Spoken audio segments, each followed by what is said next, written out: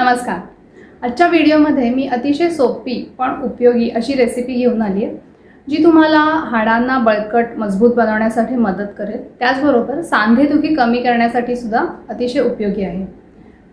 Specifically आत्ताच्या सीझनमध्ये म्हणजे आता उन्हाळा संपून जेव्हा पावसाळा सुरू होतो, तर या सीझनमध्ये तुम्ही हा पदार्थ सेवन करायला सुरुवात केला तर तुम्हाला पुढे पावसाळ्यामध्ये जे वाताचे त्रास डोकं वर काढत असतात, ज्यांना जुनाट सांधेदुखी आहे तो त्रास होत असतो, तर हे त्रास कमी व्हायला मदत होईल.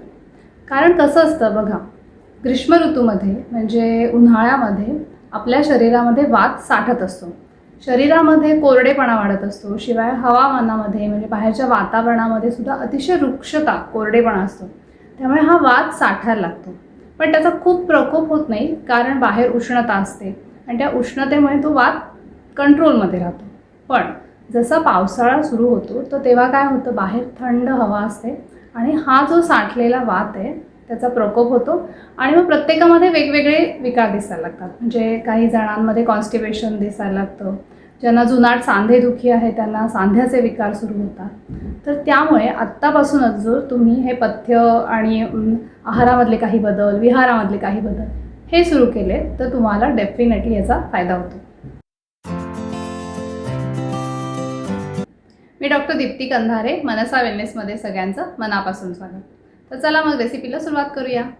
आपण साधारण 7 दिवसाचं चूर्ण बनवूया. तर त्यासाठी एक मोठी वाटी मखाणे घ्यायचे. मखाणे भाजून घेतलेले, म्हणजे 1 चमचा तुपामध्ये परतून घ्यायचे, साधारण क्रिस्पी होतील असे करायचे. त्याच्यानंतर तीळ घेतलेत आपण. तर तीळ साधारण 7 दिवस पुरतील असे म्हणजे छोटे 7 चमचे एवढे घ्यायचे. बदाम घ्यायचे एक 10-12. नंतर खारीक पावडर घेतली आपण. तर खारीक पावडर ज्यांना गोड चालतं त्यांच्यासाठी आहे, मग त्याने थोडा गोडवा येतो आणि पौष्टिक पण असते. आणि अर्धा चमचा सुंठ. तर असे हे 5 घटक घेतलेत आपण. अतिशय सोपी रेसिपी आहे. 1 कप दूध उकळायचं, त्याच्यामध्ये ही 1 चमचा पावडर घालायची आपण जे मिश्रण केलं ते.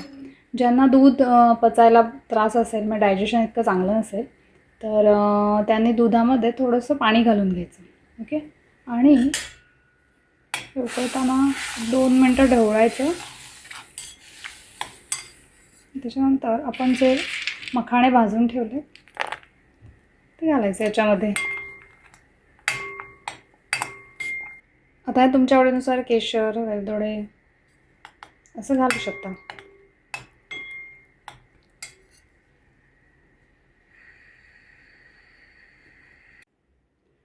नंतर मग झाकण घालून ठेवून द्यायचं आणि एक 5 मिनटं मुरल्यावर मग तुम्ही खाऊ शकता.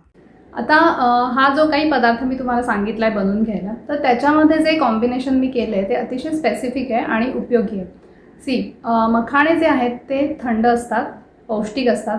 त्यामुळे आत्ता उन्हाळा संपताना जी थोडीशी उष्णता वाढलेली असते तर त्यासाठी ह्याचा उपयोग होतो. बदाम हे तर तुम्हाला माहिती आहे की अस्थिधातू पोषक आहेत, म्हणजे हाडं मजबूत करायला मदत करतात. तीळ हे अतिशय महत्त्वाचे आहेत, कारण तीळ हे आयुर्वेदामध्ये सांध्यांसाठी, हाडांसाठी सगळ्यात श्रेष्ठ सांगितले आहेत. जर तुम्ही मॉडर्न सायन्सचा विचार केला तर त्याच्यामध्ये कॅल्शियम असतं, मॅग्नेशियम असतं. तर आता बऱ्याच जणांना हे माहीत आहे की हाडांसाठी कॅल्शियम आणि व्हिटॅमिन डी हे महत्त्वाचं आहे, पण त्याबरोबरीने मॅग्नेशियम पण तितकंच महत्त्वाचं आहे. तर तिळामध्ये हे आपल्याला दोन्ही घटक दिसतात, त्यामुळे मग त्याचा हाडांसाठी अतिशय उपयोग होतो. आणि जर तुम्ही आयुर्वेदिक विचार केला तर ते स्नेहन करतं, म्हणजे स्नेहन म्हणजे बांधून ठेवण्याचं काम करतं, शरीरामध्ये वाढलेली रुक्षता कमी करण्याचं मदत करतं. तर त्यामुळे हे अतिशय उपयोगी आहे. खारीक पावडर जसं मी म्हटलं तसं एक तर पौष्टिक आहे, नंतर वाढीच्या वयातल्या मुलांसाठी सुद्धा हे खूप जास्त उपयोगी आहे. त्यामुळे तुमच्या घरात जर वाढत्या वयाची मुलं असतील आणि विशेष करून मुली, तर त्यांच्यासाठी पण खारीक ही अतिशय उपयोगी असते आणि बाकी घटकही तितकेच महत्त्वाचे आहेत, तर तुम्ही त्यांना पण हे देऊ शकता.